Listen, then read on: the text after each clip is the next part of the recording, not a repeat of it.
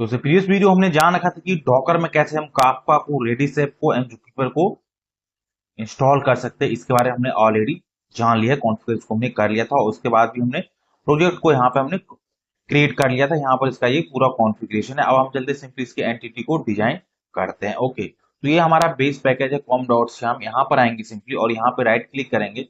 Right click करने के बाद क्या काम करेंगे, यहाँ से हम क्लास क्रिएट करेंगे। जो सबसे पहले हमारा एंटिटी का क्लास रहेगा। ओके, तो यहाँ से राइट क्लिक करेंगे, न्यू पे आएंगे, क्लास पे आएंगे और जो ये हमारा क्लास रहेगा इसका हम पर्टिकुलर एक नेम दे देंगे। ऑर्डर टाइप को यहाँ पर क्रिएट करेंगे, वहां पर कुछ हमारा वेरिएबल डिफाइन करेंगे। ओके, जो हमारा ऑर्डर हो गया और उसको जिस हम पैकेज में रखेंगे बेसिकली उस पैकेज का हम यहाँ पर सिंपली नेम भी दे देंगे। तो इसको हम सिंपली एज ए मॉडल के अंदर सिंपली रखते हैं, मॉडल के अंदर इसको रखते हैं। ओके, तो हमारा मॉडल हो गया और इसको फिनिश पे क्लिक करते हैं। अब इसके अंदर क्या काम करेंगे, कुछ वेरिएबल को हम डिक्लेयर करेंगे और ये एज ए एंटिटी ट्रीट हो। इसके लिए भी यहाँ पर हम सारे एनोटेशन को मार्क करेंगे। तो सबसे इसके अंदर तुम्हारा वेरिएबल होगा, क्या क्या होगा उसको हम डिफाइन करते हैं। तो यहाँ पर सबसे ले लेंगे प्राइवेट। प्राइवेट बाद सिंपली यहाँ से लॉन्ग ले लेंगे। लॉन्ग के बाद सिंपली इसको हम एज ए आईडी मार्क कर देंगे। देन यहाँ से आएंगे प्राइवेट स्ट्रिंग और यहाँ पर दे देंगे हम स्ट्रिंग और इसको नेम एज दे देंगे हम प्रोडक्ट नेम दे देंगे। ओके, और यहाँ पर उसका टी रहेगा वो स्मॉल रहेगा, इसको स्मॉल कर देते हैं टी। ओके, देन इसके बाद हम एक और वेरिएबल लेते हैं क्वांटिटी को रिप्रेजेंट करने के लिए। तो सिंपली यहाँ पे प्राइवेट इंट क्वांटिटी ले लेंगे। देन इसके बाद हम प्राइस के लिए भी ले लेते हैं। ओके, तो सिंपली यहाँ से ले लेंगे प्राइवेट डबल प्राइस।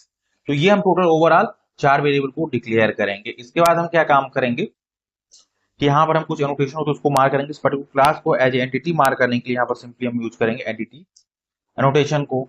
देन इसके बाद गेटर सेटर ये सारे क्रिएट हो जाए इसलिए हम डाटा को यूज करेंगे। ओके, देन इसके बाद हम यूज करेंगे नो आर कंस्ट्रक्टर, मतलब जनरेट हो जाए इसके लिए भी। देन ऑल आर कंस्ट्रक्टर के लिए पैरामीटराइज हो जाए उसके लिए भी मैं ये नोटेशन को यूज करेंगे।